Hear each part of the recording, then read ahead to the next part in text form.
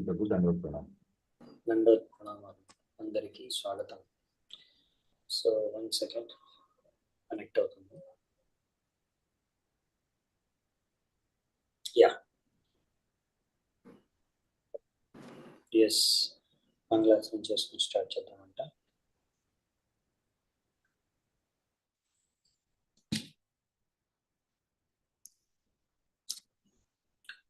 ఓం అజ్ఞానతిమిరాంధస్య జ్ఞానాంజనాశలాకయా చక్షోరున్మిళితం యేన తస్మై శ్రీగురవే నమః.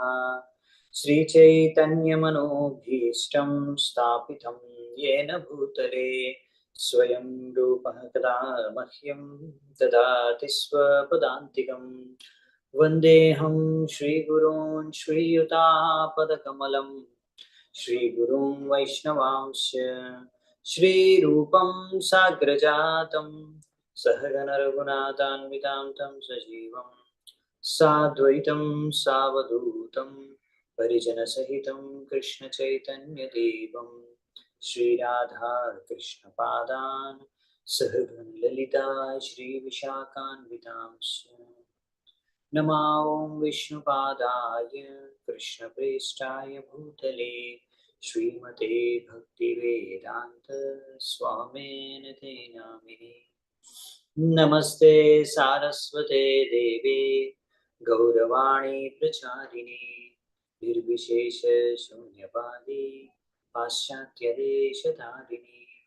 नमो महावदन्याय कृष्णप्रेमप्रदायते कृष्णाय कृष्ण चैतन्य नामिने गौरत्युषे नमः. हे कृष्णा करुणा सिंधु दीनबंधु जगत्पते गोपेश गोपिका कांत राधा कांत नमोस्तुते. तप्त कांचन गौरांगी राधे वृंदावनेश्वरी वृषभानुसुते देवी प्रणमामि हरिप्रिये.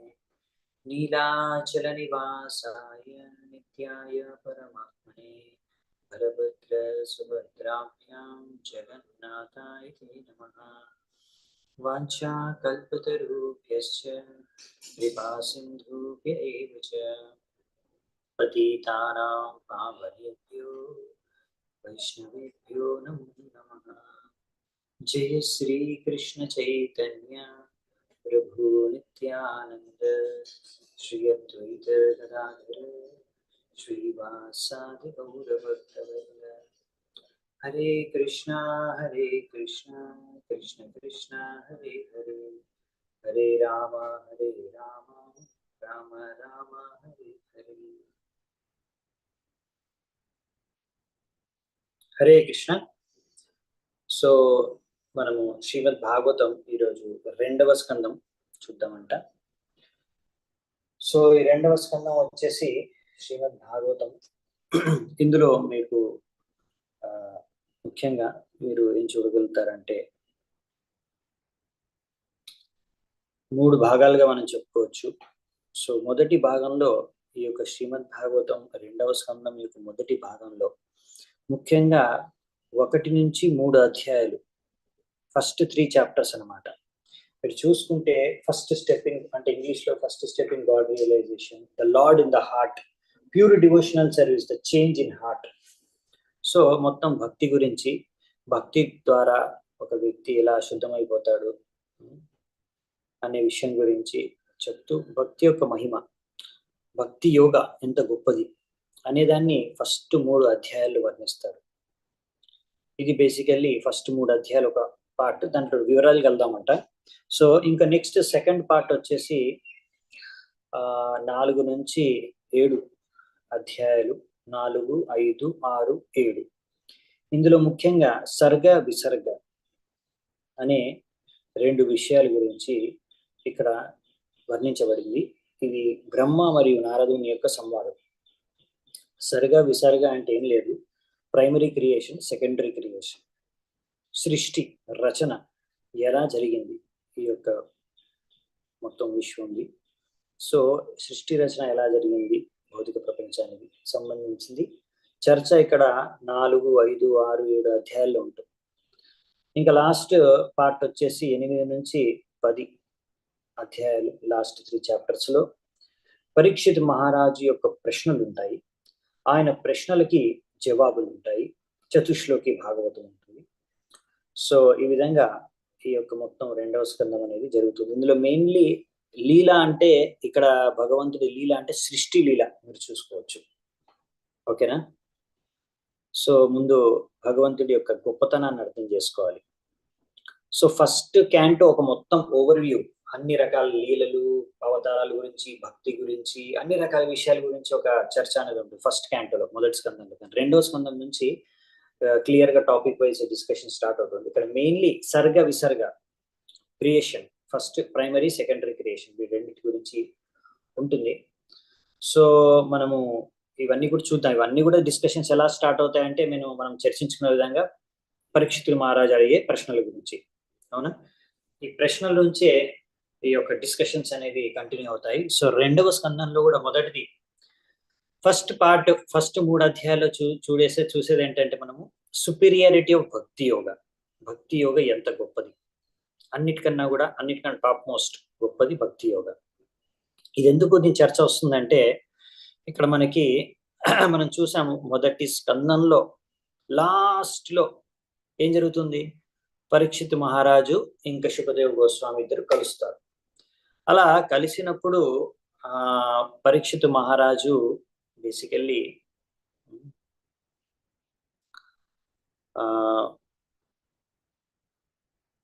క్వశ్చన్ అడుగుతాడు. ఏం క్వశ్చన్ అడుగుతాడు చూడాలనుకుంటే చూడొచ్చు. Last question అడుగుతారనమాట. లాస్ట్ శ్లోకాల్లో పరీక్షిత్ మహారాజు శుకదేవ్ గోస్వామిని ఇలా అడుగుతారు. ఒక క్వశ్చన్ అడుగుతారంటే జనాలందరూ, ప్రజలందరూ కూడా వాళ్ళ జీవితాలని ఎలా సార్థకం చేసుకోగలరు, ముఖ్యంగా ఎవరైతే చనిపోబోతున్నారో వాళ్ళు ఏం చేయాలి.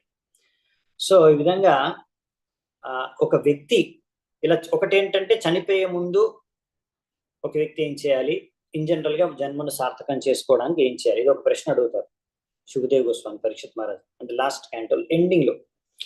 ఇంకా అలాగే నెక్స్ట్ ఇంకొకటి అడిగేది ఏంటంటే అసలు ఒక వ్యక్తి ఏమి శ్రవణం చేయాలి, ఏమి జపం చేయాలి, ఎవరిని స్మరించాలి, ఎవరిని పూజించాలి, ఇంకా ఏమేమి చేయకూడదు. ఓకే, సో బేసికల్లీ ఇవి 2 అడుగుతారనమాట. సో అప్పుడు శుకదేవ్ గోస్వామికి జవాబు తెలుసు. ఆ శుకదేవ్ గోస్వామి ఇప్పుడు జవాబు ఇస్తాడు. ఆ జవాబు నుంచి యాక్చువల్లీ 2వ స్కందం, శ్రీమద్ భాగవతం యొక్క 2వ స్కందం అనేది మొదలవుతుంది. రైట్? సో ఎలాగైతే మనం చూస్తాము ఫస్ట్ చాప్టర్ భగవద్గీతలో అర్జునుడు కృష్ణుడికి అడుగుతాడు, అంటే ఆయన ప్రశ్నలు ఎండ్ ఆఫ్ ద చాప్టర్ వరకు ఆయన సంశయాలు ఏవో డౌట్స్ అవన్నీ ముందు పెడతాడు, ఆయనకు శరణాగతం అవుతాడు. దాని తర్వాత 2వ అధ్యాయం నుంచి కృష్ణుడు భగవద్గీత యాక్చువల్లీ శిక్షణ ఇవ్వడం, జ్ఞానం చెప్పడం మొదలు పెడతారు అర్జునుడికి జవాబులు ఇస్తూ. కొంచెం అలాగే ఇక్కడ పరీక్షిత్ మహారాజు కూడా శుకదేవ్ గోస్వామి కలుస్తారు, ఆయనకు శరణాగతం అవుతారు, ఆయన ప్రశ్నలు అడుగుతారు. ఇప్పుడు దానికి సమాధానాలు 2వ స్కందం మొదటి నుంచి మొదలవుతుంది అనమాట. సో ఫస్ట్ క్వశ్చన్ ఏంటంటే ఇక్కడ ప్రతి ఒక్క వ్యక్తి, మనిషి యొక్క కర్తవ్యం ఏమిటి, ముఖ్యంగా ఎవరైతే చనిపోబోతున్నారో వాళ్ళు ఏం చేయాలి, ఏమి వినాలి, ఏమి చదవాలి, ఏమి గుర్తుంచుకోవాలి, ఎవరిని స్మరించాలి, ఏం చేయాలి, ఏం చేయకూడదు. సో ఇక్కడ దీనికి జవాబు పరీక్షిత్ మహారాజు అడిగిన ఈ ప్రశ్నకి జవాబు శుకదేవ్ గోస్వామి ఇస్తారనమాట. శుకదేవ్ గోస్వామి ఏమి ఇస్తారంటే ఆయన చెప్తాడు అసలు ఏమి వినకూడదు, ఏమి చదవకూడదు, ఏమి గుర్తుంచుకోకూడదు, ఇంకా అలాగే ఈ యొక్క ఇంద్రియ తృప్తితో కూడుకున్న గృహమేది యొక్క జీవితాన్ని ఖండిస్తాడు. తర్వాత ఇంకా ఏమి మరి వినాలి, ఏమి చేయాలి అంటే భగవంతుణ్ణి స్మరించుకోవాలి, భగవంతుడి గురించి వినాలి, భగవంతుడిని గుణగానం మహిమల్లో గానం చేయాలి. ఈ విషయాన్ని శుకదేవ్ గోస్వామి చెప్తారు. సో బేసికల్లీ ఈ ఫస్ట్ పార్ట్ ఇదే ఉంటుందన్నమాట. సో శుకదేవ్ గోస్వామి ఏం చెప్తారంటే అల్టిమేట్ డ్యూటీ, అన్నిటికన్నా గొప్ప, అన్నిటికన్నా ఉత్తమమైన కర్తవ్యం, ముఖ్యమైన కర్తవ్యం ఒక మనిషికి ఏంటంటే భక్తి యోగ. భక్తి చేసుకోవడం అనేది అన్నిటికన్నా ముఖ్యమైన కర్తవ్యం ఒక వ్యక్తికి, ఒక మనిషికి అనేసి అక్కడ సుఖదేవ్ గోస్వామి చాలా క్లియర్ గా చెప్తాడనమాట. అంటే ఇక్కడ విశేషం ఏంటంటే అక్కడ చాలా మంది ఆ యొక్క అసెంబ్లీలో చాలా మంది ఋషులు మునులు వచ్చి ఉన్నారనమాట. సో చాలా మంది ఋషులు మునులు ఉన్నారు కదా, వీళ్ళందరూ ఏంటంటే విశేషంగా కొంతమంది జ్ఞాని, కొంతమంది కర్మ, ఇలాంటి రకరకాల, కొంతమంది దేవతా ఆరాధన, రకరకాల యోగాలు, అష్టాంగ యోగా ఇలాంటివన్నీ చేస్తున్నారు అనమాట. సో అందుకనే ఫస్ట్ సుఖదేవ్ గోస్వామి క్లారిఫై చేస్తున్నారు, అన్నిటికన్నా టాప్ మోస్ట్ భక్తి యోగ, అదే ప్రతి ఒక్కరూ చేసుకోవాలి, అదే అన్నిటికన్నా ముఖ్యమైన కర్తవ్యం. నెక్స్ట్ ఎక్స్ప్లెయిన్ చేస్తారనమాట ఎలా ఈ భక్తి యోగ అనేది అష్టాంగ యోగం కన్నా కూడా గొప్పది. మరి ఈ అష్టాంగ యోగం ఇవన్నీ, ధ్యాన యోగం ఇవన్నీ ఎవరికి అంటే ఎవరికైతే ఇలా ఇంకా ఆ స్థాయికి వెళ్ళలేదు, అలాంటి వారికి, ఇంకా భగవంతుడి పైన అంత భక్తి చేసుకోవడానికి కావాల్సినంత శ్రద్ధ నమ్మకం అలాంటివి లేని వాళ్ళకి అంటారు, సరే మీరు ఈ విరాట్ రూపం పైన ధ్యానం చేసుకోండి అని, లేకపోతే పరమాత్మ పైన ధ్యానం చేసుకోండి. సో ఈ విధంగా ఆ యోగుల్లో కూడా రకరకాలు ఉంటారు. కొంతమంది ఆసక్తితో కూడుకున్న యోగికి అంటారనమాట, మీరు భగవంతుడి యొక్క విరాట రూపం పైన ధ్యానం చేసుకోండి. కొంచెం నిరాసక్తులైన యోగులకు చెప్తారు, సరే పరమాత్మ పైన ధ్యానం చేసుకోండి. సో ఈ విధంగా షట్చక్ర యోగ ఇలాంటివన్నీ కూడా వర్ణిస్తారు వాళ్ళ కోసం. సో ఫైనల్ గా ఈ యోగ పద్ధతిలో కూడా తిరిగి కొంచెం లాంగ్ రూట్ అనమాట, ఫైనల్ గా ముక్తికి చేరుకోవాలి. కానీ మాక్సిమం ఈ యోగ పద్ధతి ద్వారా అంటే ఒకరికి ముక్తి అనేది లభిస్తుంది మాక్సిమం. కానీ భక్తి అనేది ఏంటంటే ప్రేమనిస్తుంది. ముక్తి కన్నా ప్రేమ అనేది గొప్పదన్నమాట. ముక్తి అంటే ఏంటంటే రిలీఫ్, భౌతిక జగత్తులో ఉన్న కష్టాల నుంచి రిలీఫ్ దొరకడం అనేది ముక్తి. ప్రేమ అంటే అది ఆనందాన్ని ఇస్తుంది. సో ప్రేమ అనేది, కృష్ణుడి ప్రేమ అనేది ముక్తి కన్నా కూడా చాలా పెద్దదన్నమాట, చాలా పై ఉన్న స్టేజ్. సో అది భక్తి ఇస్తుంది. వేరే యోగ మార్గాల ద్వారా మీరు మాక్సిమం ఈ ధ్యాన యోగ, వేరే యాగాలు చేసుకొని మాక్సిమం మీరు ఈ ముక్తిని పొందవచ్చు. కానీ భక్తి ద్వారా మాత్రమే కృష్ణుడి ప్రేమని పొందవచ్చు, అదే మనకు అసలైన సంతృప్తిని, ఆనందాన్ని ఇచ్చేది. కాబట్టి భక్తి కన్నా మించిన మార్గం లేదు అనేది సుఖదేవ్ గోస్వామి ఫస్ట్ గట్టిగా చెప్తున్నారన్నమాట. స్టార్టింగ్ లోనే భాగవతం ఫస్ట్ స్టార్టింగ్ లోనే ఎలాగైతే కృష్ణుడు అర్జునుడికి స్టార్టింగ్ లోనే క్లియర్ చేస్తాడు, ఈ ఏడుపుకి కారణం ఏంటంటే నువ్వు భౌతిక చేతంతో ఉన్నావు, కాబట్టి నువ్వు అర్థం చేసుకోవాలి, మనం శరీరం కాదు ఆత్మ అని గట్టిగా చెప్తారు. అలాగే ఇక్కడ ఏంటంటే ఇప్పుడు అది స్టార్టింగ్ అక్కడ ఏంటంటే భగవద్గీత అంటే దీనికన్నా ముందు స్టడీ, కాబట్టి అక్కడ అసలు ఆత్మ శరీరం గురించే తేడా లేని వాళ్ళ గురించి అక్కడ బేసిక్ ఫౌండేషన్ ఇచ్చారు. కానీ ఇక్కడ డైరెక్ట్ అనమాట, ఇక్కడ భాగవతం స్టార్టింగ్ నుంచే ఫస్ట్ శ్లోకం నుంచే భక్తి యోగ గురించి చెప్పేస్తారు. భగవద్గీతలో మెల్లిగా కృష్ణుడు ఒక 6 చాప్టర్ల తర్వాత మెల్లిగా భక్తి యోగాలకు వచ్చి తర్వాత భక్తి యోగ చేసుకోవడం శ్రేష్టం అని ఫైనల్ చెప్తారు. కానీ ఇక్కడ అలా కాదు, భాగవతంలో ఏంటంటే స్టార్టింగ్ నుంచే భగవంతుడికి భక్తి చేసుకోవాలి, ఇదే అన్నిటికన్నా ఉన్నతమైన కర్తవ్యం, మిగతా అన్ని యోగాల కన్నా ఇదే ఉత్తమమైన మార్గం అనేసి క్లియర్ గా చెప్పేస్తారు అనమాట. ఇంకా మిగతా అన్ని కూడా కర్మకాండ, స్వర్గానికి వెళ్ళడం, ఇవన్నీ కూడా అసలైన ఆనందం కాదు, ఇవన్నీ తాత్కాలికమైన అశాశ్వతమైన ఆనందాన్ని ఇచ్చేవి. సో అన్నిటికన్నా కూడా దేవతారాధన కన్నా కూడా, జ్ఞాన మార్గం కన్నా అన్నిటికన్నా కూడా భక్తి గొప్పది అనే విషయాన్ని చాలా క్లియర్ గా సుఖదేవ్ గోస్వామి ఇప్పుడు ఎక్స్ప్లెయిన్ చేస్తారు. ఈ యొక్క దేవతల్ని ఆరాధించుకోవడం ద్వారా మీకు వచ్చే లాభాలు, ఫలితాలు అన్ని కూడా తాత్కాలికం. సో అవన్నీ భక్తి ముందు చాలా తుచ్చమైనవి. అలాగే జ్ఞాన గురించి కూడా, దాని నుంచి మీకు మహా అంటే ఏమవుతుందంటే జ్ఞానం ద్వారా ఒకటి ఏం జరుగుతుందంటే మీరు ఈ భౌతిక ఆసక్తి నుంచి కొంచెం తగ్గుతారు, భౌతిక ఆసక్తి అనేది తగ్గుతుంది. తర్వాత అది మనకి హెల్ప్ అవ్వచ్చు భగవంతుడికి భక్తి చేసుకోవడానికి. కానీ అల్టిమేట్లీ ఏంటంటే ఫైనల్ గా మీరు భక్తి చేసుకోవాల్సిందే, అదే ఇక్కడ చెప్తున్నారనమాట. సో తర్వాత శౌనకాది ఋషులు ఇంకా సూత గోస్వామిని ఇంకా అడుగుతారనమాట, మీరు ఇంకా మాకు తెలియజేయండి, ఇలా పరీక్షిత్ మహారాజు సుఖదేవ్ గోస్వామి మధ్యలో ఇంకా ఏం జరిగింది కన్వర్సేషన్. సో దీని తర్వాత ఇంకా ఏం జరిగింది, పరీక్షితుడు అడిగాడు తక్షణ కర్తవ్యం ఏమిటి ఇప్పుడు నాది, అలాగే ఈ మొత్తం ప్రపంచంలో ఉన్న ప్రతి ఒక్కరికి కూడా చేయవలసిన ముఖ్యమైన కార్యం ఏంటి, ఆ కర్తవ్యం ఏంటి అని. భక్తి యోగ అన్నిటికన్నా అదే టాప్, అదే బెస్ట్ అని చెప్పేస్తారు. ఇంకా దీని తర్వాత ఇది ఫస్ట్ పార్ట్ అనమాట, భాగవతంలో ఫస్ట్ 3 చాప్టర్స్ లో ఇది ఉంది. ఇంకా శ్రీమద్ భాగవతం రెండవ స్కందం కొంచెం చిన్నదేనండి, మీరు చూసే ఉంటారు కదా, పుస్తకం కూడా చిన్నగానే ఉంటుంది, కొంచెం చిన్నదే. మొత్తం ఇందులో ఓన్లీ 10 చాప్టర్సే ఉన్నాయి, అవునా? ఫస్ట్ క్యాంటోలో అయితే 19 చాప్టర్స్ ఉన్నాయి, సెకండ్ క్యాంటోలో 10 చాప్టర్స్, రిలేటివ్ గా చిన్నదే అనమాట. ఇంకా దీనికన్నా చిన్నది ఏంటంటే లాస్ట్ క్యాంటో 12వ స్కందం. ఓకే, సో ఇప్పుడు మనం నెక్స్ట్ 4వ అధ్యాయం నుంచి ఏం జరుగుతుంది, సర్గ విసర్గ గురించి చర్చ వస్తుంది. ఎందుకు సర్గ విసర్గ గురించి చర్చ వస్తుంది అంటే చూద్దాం. సో ఇక్కడ ఏం జరుగుతుందంటే పరీక్షితుడు మళ్ళీ నెక్స్ట్ ప్రశ్న అడుగుతాడు. పరీక్షితుడు అడిగే ప్రశ్న ఏంటి నెక్స్ట్, ఈ సర్గ విసర్గ గురించి నాకు చెప్పండి అని శుకదేవ గోస్వామిని అడుగుతాడు. సర్గ అంటే విసర్గ అంటే first primary creation, secondary creation, ఓకేనా? సో ఇప్పుడు ఫైనల్ గా ఈ సృష్టి ఎలా జరిగింది అనేది, యాక్చువల్లీ 10 టాపిక్స్ ఉంటాయి శ్రీమద్ భాగవతంలో, అవి మనం చూద్దామంట, ఈ రోజే చూద్దాము ఆ 10 టాపిక్స్ ఏంటి అనేది. శ్రీమద్ భాగవతం అంటే మహాపురాణం. ఈ మహాపురాణంలో మొత్తం 10 విషయాల గురించి చర్చ జరుగుతుంది. సో ఈ 10 విషయాలు ఏంటి, అందులో 2 సర్గ విసర్గ, ఓకే.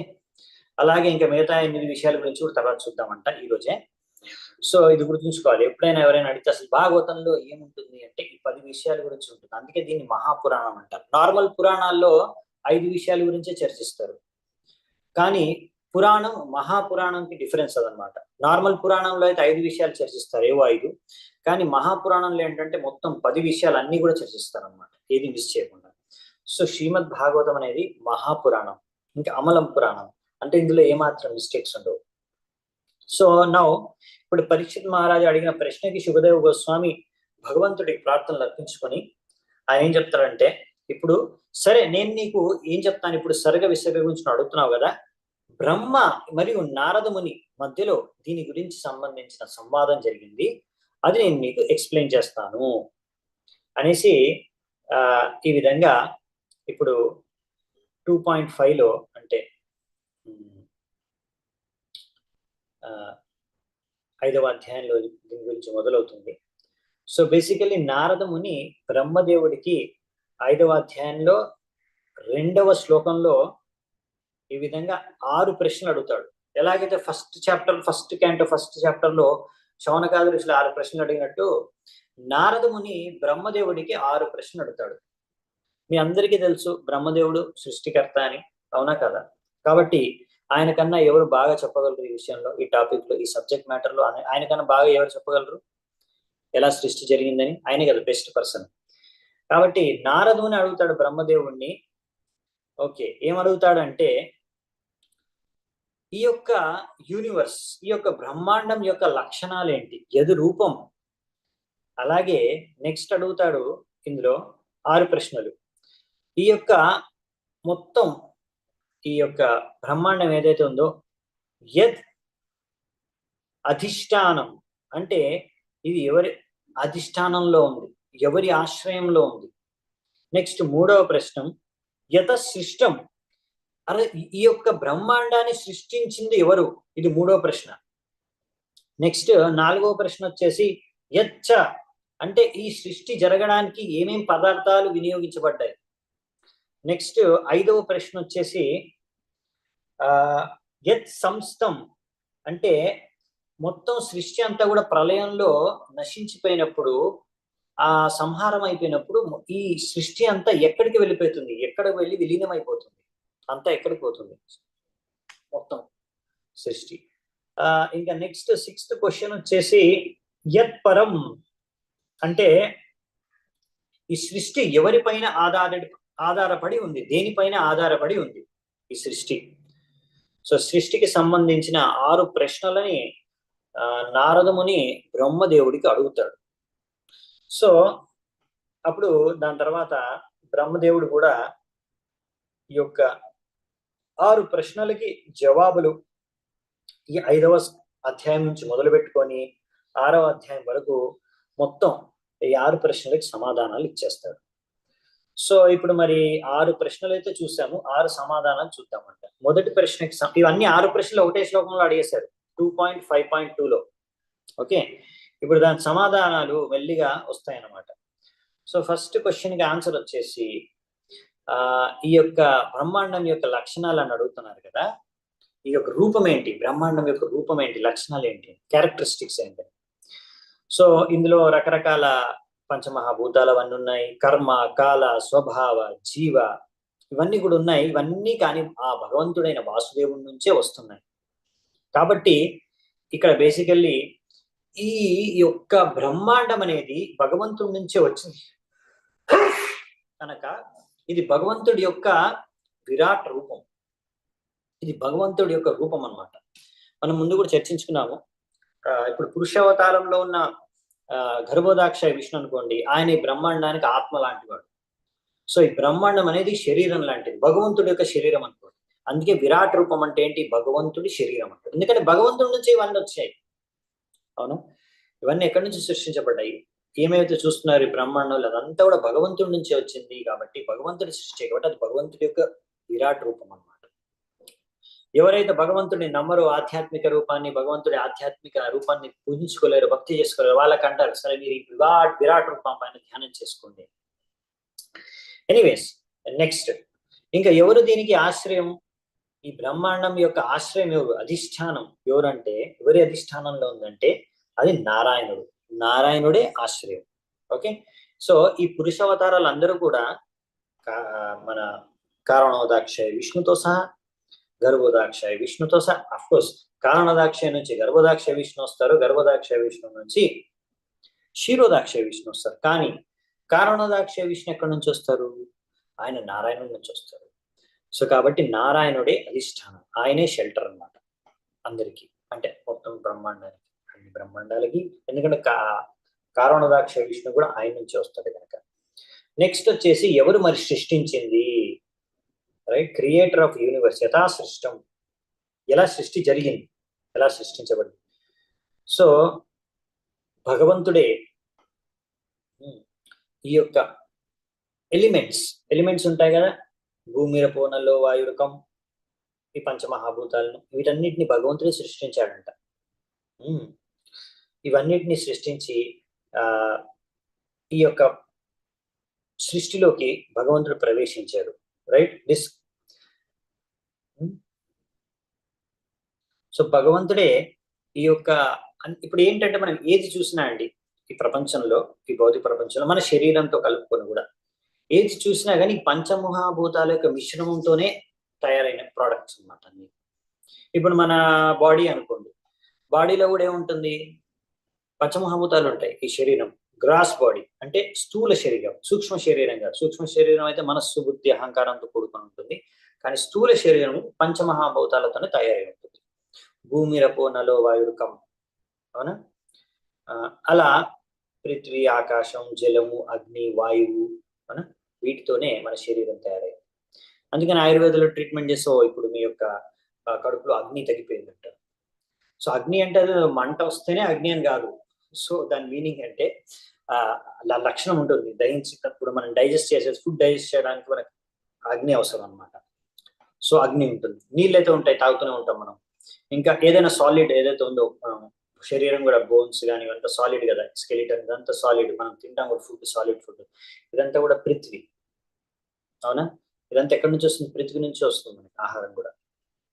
సో ఆ విధంగా ఆహారం, వాయువు పీలుస్తున్నాం, గాలి పీల్చుకుంటేనే మన శరీరం పనిచేస్తుంది, అవునా, జీవించి ఉంటాం మనం. సో ఈ విధంగా మనం చూస్తే ఆహారం తింటున్నాం, సాలిడ్ పృథ్వీ, జలం తాగుతున్నాము, గాలి పీల్చుకుంటున్నాము, అగ్ని డైజెషన్ చేస్తుంది. దీనంటికి ఒక స్పేస్ కావాలి కదా, అవునా కదా.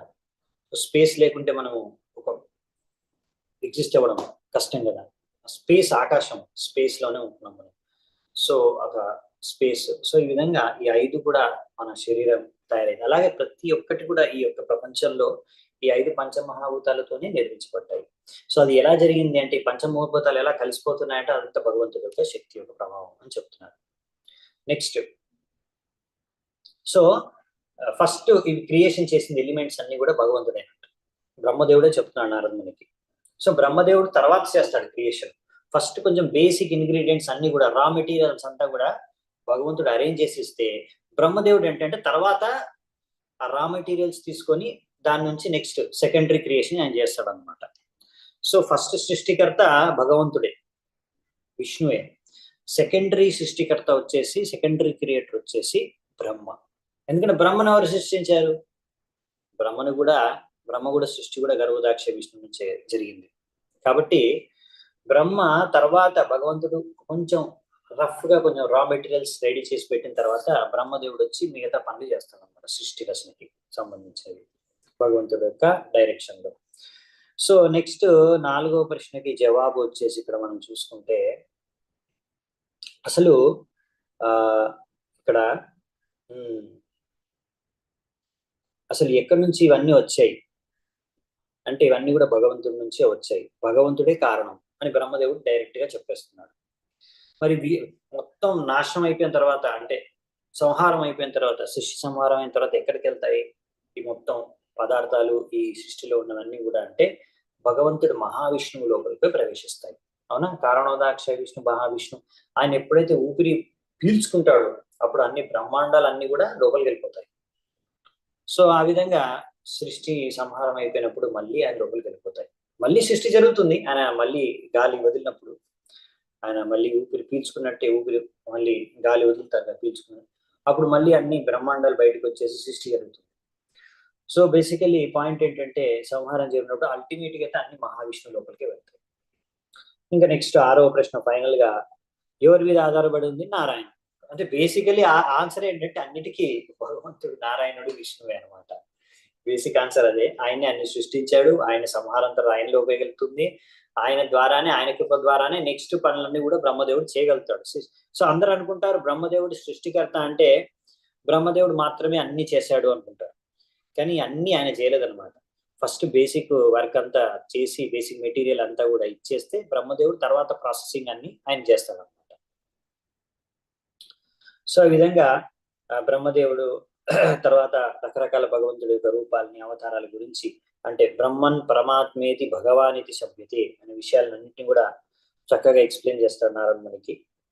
తర్వాత భగవంతుడు అందరికన్నా పరం, హైయెస్ట్ అండర్స్టాండింగ్ అనే విషయాన్ని నారదుడు మీకు తెలియజేస్తాడు.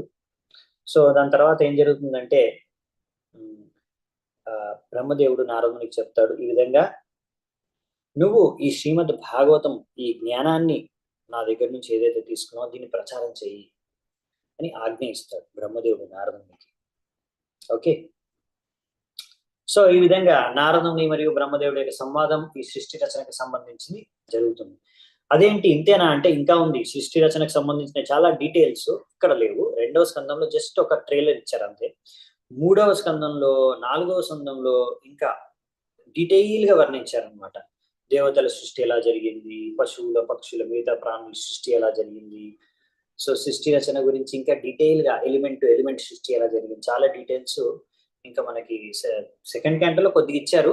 తర్వాత మనకు థర్డ్ క్యాంటోలో కూడా ఇంకా డీటెయిల్ గా ఉంటాయి, అప్పుడు మనం చూద్దామంట. అఫ్ కోర్స్ ఇప్పుడు మనం డీటెయిల్స్కి ఎలాగే వెళ్ళాలి, ఓవర్ వ్యూ సెషన్ కాబట్టి. సో నెక్స్ట్ వచ్చేసి లాస్ట్ పార్ట్. ఈ లాస్ట్ పార్ట్ అనేది చాలా ఇంపార్టెంట్. ఇక్కడ పరీక్షిత్ మహారాజు మళ్ళీ ప్రశ్న అడుగుతాడు. ఏమడుగుతాడంటే, ముఖ్యంగా ఆయనకు చాలా చాలా చాలా ఇప్పుడు ఉత్సాహం పెరిగిపోయింది, కృష్ణుడి గురించి వినాలి పరీక్షిత్ మహారాజుకి.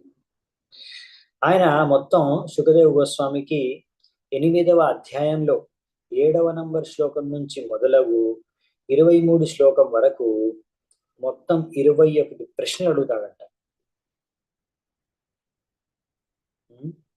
టోటల్ ఎన్ని? 21 ప్రశ్నలు. మరి అన్ని ప్రశ్నలకి సమాధానాలు ఇక్కడ లేవనుకుంటాను. ఇవి తర్వాత మిగతా అధ్యాయాలు నెక్స్ట్ స్కందంలో కూడా వెళ్ళిపోవాల్సి వస్తుంది ఆన్సర్లు ఇవ్వడానికి. సో ఫస్ట్ మనము అట్లీస్ట్ ఈ స్కందంలో ఎన్ని ప్రశ్నల గురించి ఇక్కడ మనకి ఆన్సర్స్ ఉంటాయి అవి చూసుకున్నామంట. ఒక 6 క్వశ్చన్స్ గురించి ఇక్కడ ఇచ్చారు, ఏవైతే పరీక్షిత్ మహారాజ్ అడిగాడు ఆ 6 క్వశ్చన్స్ కి ఆన్సర్స్ ఏంటనేది కూడా ఇచ్చారు. ఆ 6 క్వశ్చన్స్ ఆన్సర్స్ కి భాగంగా ఈ చతుశ్లోకి భాగవతాన్ని కూడా మనకి వర్ణించారు అన్నమాట. చతుశ్లోకి భాగవతం అంటే ఏం లేదు, మొత్తం సారం అంతా ఒక 4 శ్లోకాల్లో భాగవతం చెప్పాలి అంటే అది చతుశ్లోకి భాగవతం. ఎందుకంటే భగవంతుడు ఇలా చతుశ్లోకి భాగవతం రూపంలోనే బ్రహ్మదేవుడికి ఇచ్చాడనమాట. బ్రహ్మదేవుడు దాన్ని ఎక్స్పాండ్ చేశాడు. ఇప్పుడు మనకి ఎలా అంటే ఇప్పుడు భగవద్గీత ప్రభుపాద అంటే కృష్ణుడు ఇన్ని శ్లోకాలు ఇచ్చాడు, భాగవతం శ్లోకాల్లో ఉన్నాయి. ఇప్పుడు నాకు ప్రభుపాల ద్వారా ఏంటంటే తాత్పర్యాలు ఇచ్చి దాన్ని ఎక్స్ప్లెయిన్ చేసి ఎక్స్ప్లెయిన్ చేశారు కదా, అర్థమవుతుందా? ఎలాగైతే మనకు ప్రభుపాల ద్వారా తాత్పర్యాలు ఇచ్చి భగవద్గీత కానీ భాగవతం కానీ వాటిని ఎక్స్ప్లెయిన్ చేశారు. ఓన్లీ శ్లోకాలే తీసుకున్నారు భగవద్గీత చిన్న పుస్తకం దొరుకుతుంది, అది ఇంత శ్లోకాల పుస్తకం అంతలో అయిపోతుంది భగవద్గీత. కానీ ఇప్పుడు మనకి ఇంత లావు పుస్తకం ఎందుకుందంటే అందులో డీటెయిల్ ఎక్స్ప్లెనేషన్ ఉంది, దాని అర్థం వివరించింది, మిగతా డీటెయిల్స్ ఎక్స్ప్లెనేషన్ అంతా ఉంటుంది. అది అలాగే బ్రహ్మదేవుడికి భగవంతుడు ఒక 4 శ్లోకాలు ఇచ్చారంటే దాన్ని బ్రహ్మదేవుడు ఎక్స్పాండ్ చేసి నారదమునికి ఇచ్చాడు, నారదముని దాన్ని ఎక్స్పాండ్ చేసి వ్యాసదేవుడికి ఇచ్చాడు, వ్యాసదేవ్ దాన్ని ఎక్స్పాండ్ చేసి మనకిస్తే దాన్ని శిల ప్రభుపాద ద్వారా ఇంకా ఎక్స్పాండ్ చేసి ఇప్పుడు ఇంత పెద్దగా అయిందనమాట మనకి భాగవతం. సో మనకి ఇంకా అలా పరంపరలో ఏంటంటే దాన్ని ఇంకా బాగా ఎక్స్ప్లెనేషన్ ద్వారా మనం ఇంకా బాగా దాన్ని అర్థం చేసుకోగలుగుతాం. ఎందుకంటే బ్రహ్మదేవుడు 4 శ్లోకాలు మొత్తం అర్థం చేసుకున్నాడు, ఆయనకి అంత తెలివి ఉంది కనుక, అంతేకాకుండా భగవంతుడి కృప ఉంది కనుక అని అర్థం చేసుకున్నాడు. కానీ మనకేంటంటే ఆచార్యుల యొక్క ఎక్స్ప్లెనేషన్ అవసరం అనమాట. సో ఇక్కడ ఫస్ట్ 6 క్వశ్చన్స్ చూసుకుందామంట. దాని తర్వాత ఒక భాగవతంలో 10 విషయాలు దేని గురించి 10 విషయాలు అలా చర్చించబడ్డాయి అనే విషయాలు మనము చర్చించుకుందాం. అది లాస్ట్ ఉంటుంది, లాస్ట్ లో చూసుకుందాం 10th చాప్టర్ లో. సో ఫస్ట్ ఇప్పుడు ఈ ప్రశ్నలు ఏం అడిగారో చూద్దామంట. ఫస్ట్ ప్రశ్న ఏం అడిగారంటే 7th శ్లోకంలో 8వ అధ్యాయంలో 7th శ్లోకంలో how did the spirit soul attain a material body. మొదటి ప్రశ్న ఏంటంటే పరీక్షిత్ మహారాజు యొక్క మొదటి ప్రశ్న శుకదేవ్ గోస్వామికి ఏంటంటే ఒక ఆత్మకి శరీరం ఎలా లభించింది, అదే అనే ప్రశ్న. ఓకే, ఆత్మనేమో ఆధ్యాత్మికం, శరీరం భౌతికం. అటువంటి ఆధ్యాత్మికమైన ఆత్మకి భౌతిక శరీరం ఎలా లభించింది? అప్పుడు జవాబిస్తారు మన శుకదేవ్ గోస్వామి వారు 9వ అధ్యాయంలో మొదటి 3 శ్లోకాల్లో. అంటే బేసికలీ 9వ అధ్యాయం నుంచి ఆన్సర్స్ ఇవ్వడం స్టార్ట్ చేసేస్తున్నారు అనమాట. ఓకేనా?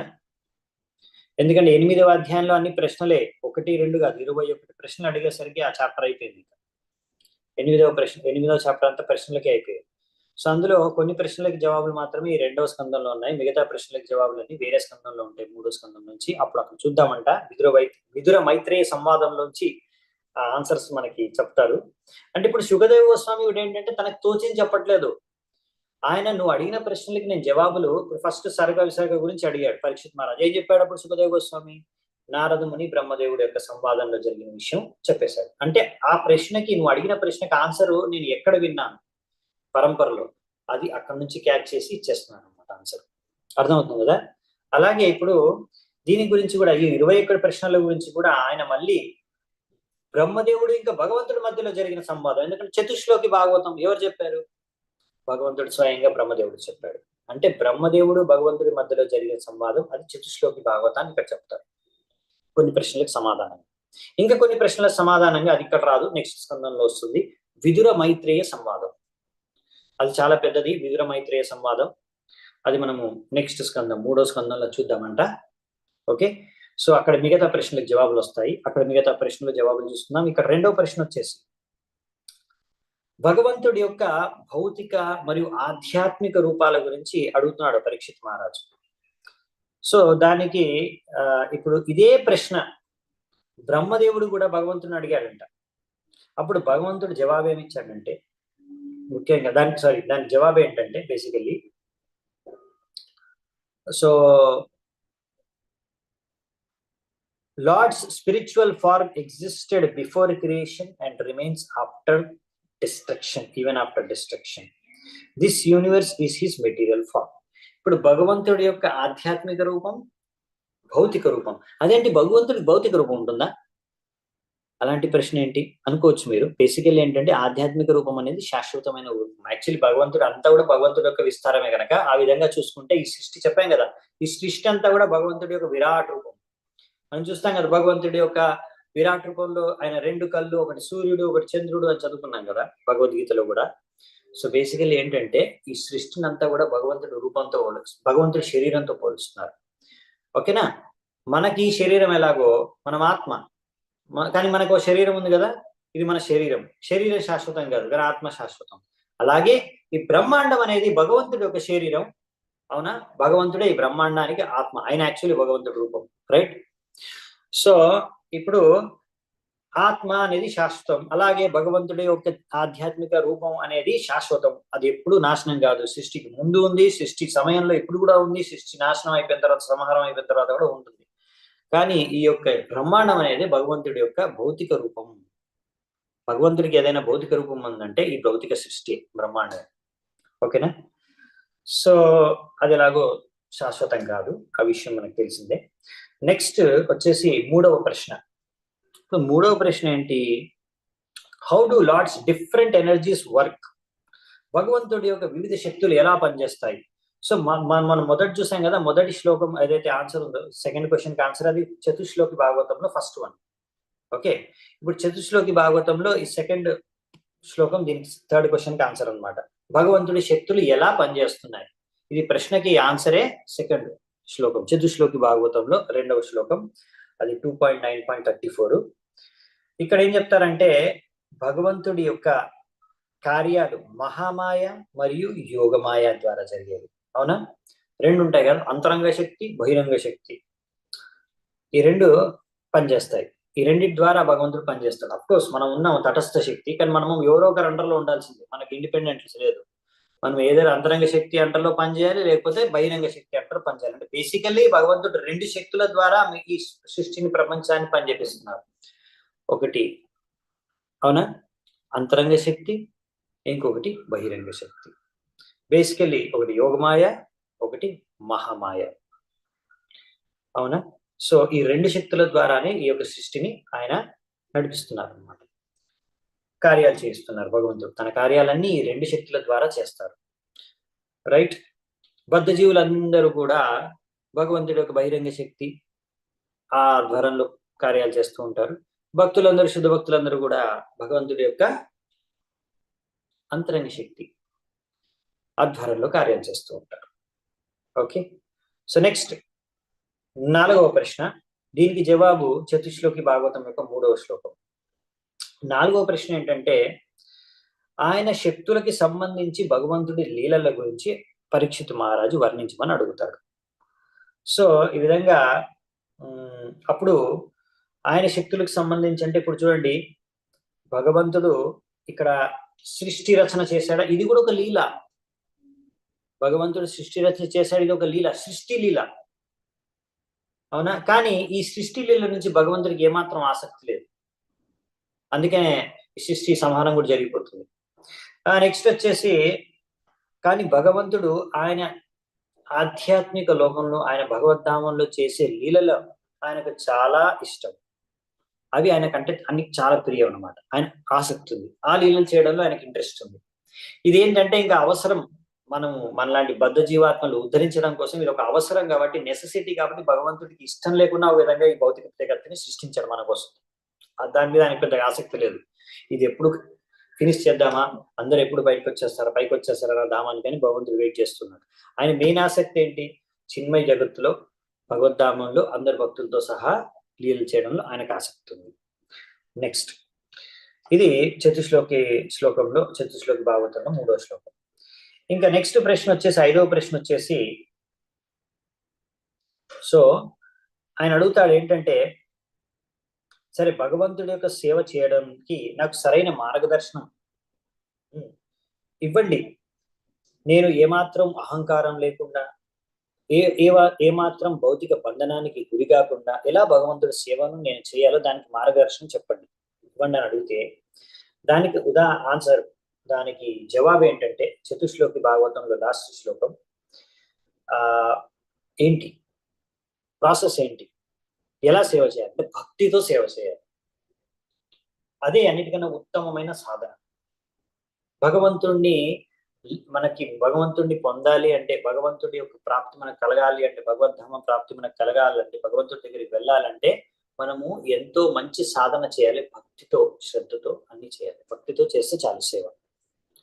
సేవ అనేది భక్తితో చేయాలి, అప్పుడు భగవంతుని చేరుకోగలరు. అది అన్నమాట ఆన్సర్.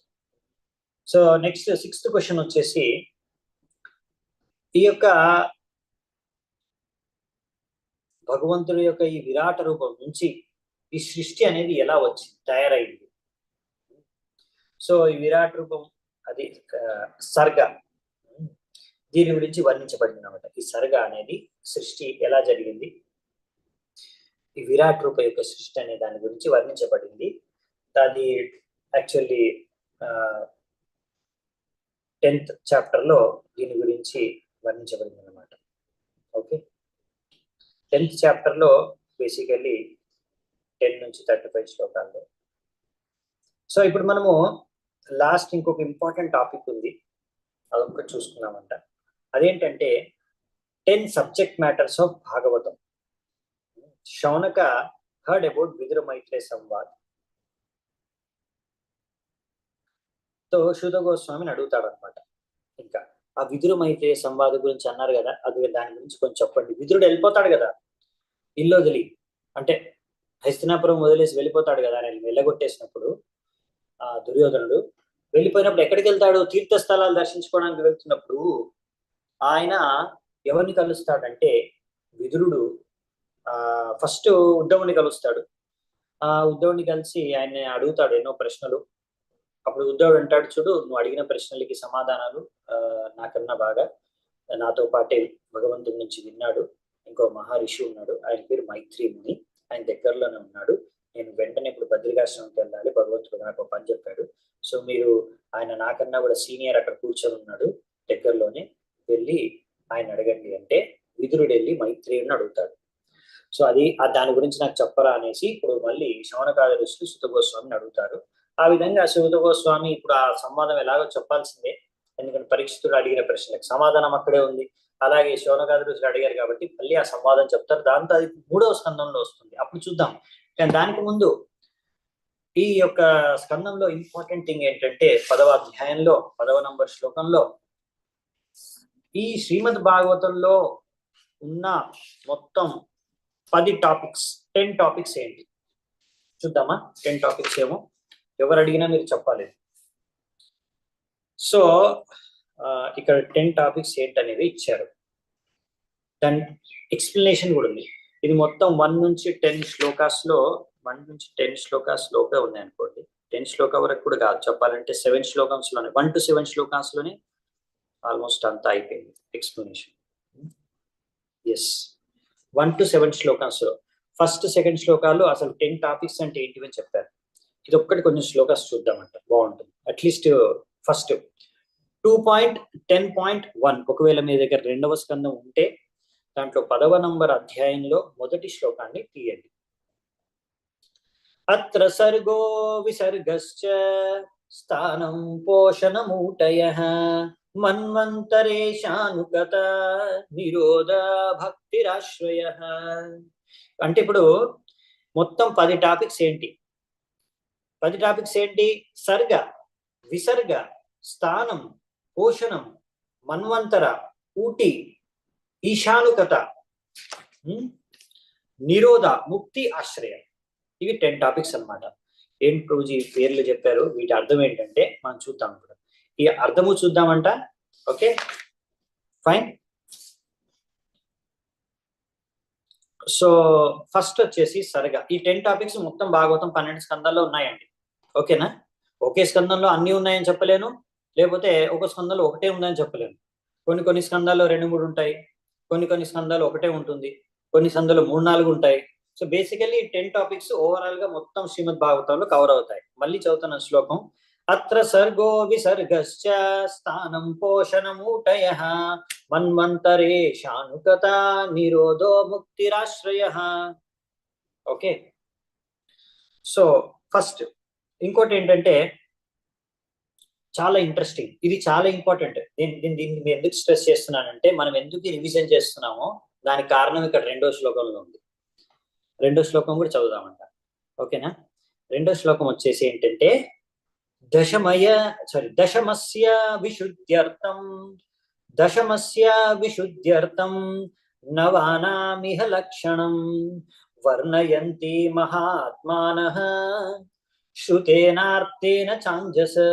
ఇక్కడ ఏమన్నారంటే ఎందుకంట అన్నిటికన్నా ఇంపార్టెంట్ ఏంటండి శ్రీమద్ భాగవతంలో కృష్ణుడు లీల కదా, అది 10వ స్కందంలో ఎందుకు పెట్టారు? డైరెక్ట్ గా ఫస్ట్ నుంచి ఓన్లీ కృష్ణుడు లీల చెప్పుకుంటూ అయిపోద్ది కదా, ముందు 9 స్కందాలు ఎందుకు? ఇంకా ప్రభుపాల్ ద్వారా ఏమో ప్రతి స్కందం 1 by 1 చదువుకుంటూ వెళ్ళాలి, 10th క్యాంటో డైరెక్ట్ గా జంప్ చేయకూడదు అని చెప్పారు.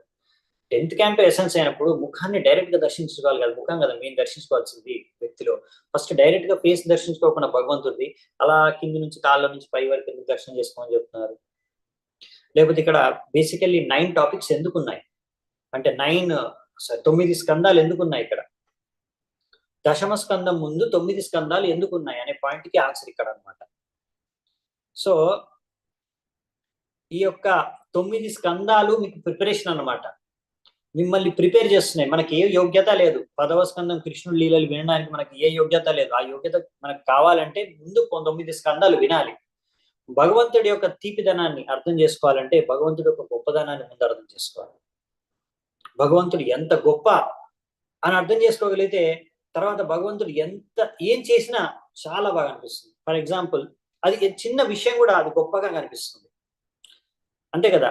ఇప్పుడు సపోజ్ మీ ఇంటికి వచ్చేసి సడన్ గా ఇప్పుడు ఈ యొక్క దేశం యొక్క ప్రధానమంత్రి నరేంద్ర మోడీ సపోజ్ మీ ఇంటికి వచ్చారనుకోండి, మీ ఇంటికి వచ్చేసి నాకు కొంచెం నీళ్ళు ఇస్తారా, నీళ్ళు తాగాలి, నీళ్ళు కావాలి దాకా అని అడిగారు అనుకోండి, అది అసలు గొప్ప విషయమా కాదా? అదే ఎవరైనా పక్కింటి వాడు వచ్చి అడిగాడు అనుకోండి, నాకు నీళ్ళు కావాలి, కొంచెం నీళ్ళు తాగాలని. సో డిఫరెన్స్ ఉంది కదా, రైట్, డిఫరెన్స్ ఉంది కదా. అలా ఎందుకు ఆ డిఫరెన్స్?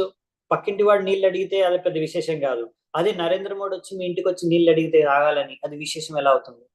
ఎందుకంటే మీరు ఒకవేళ నరేంద్ర మోడీ ఎవరంటే మీకు తెలిస్తే అప్పుడే మీరు ఆ విషయాన్ని అర్థం చేసుకోగలరు. ఒకవేళ మీరు నరేంద్ర మోడీ ఎవరో తెలియదు అనుకోండి, సపోజ్ నరేంద్ర మోడీ ఎవరో మీకు తెలియదు అనుకోండి, సపోజ్ నరేంద్ర మోడీ మీ ఇంటికి వచ్చేసి నిన్ను అడిగారు అనుకోండి, నాకు కొంచెం నీళ్ళు ఇస్తారని.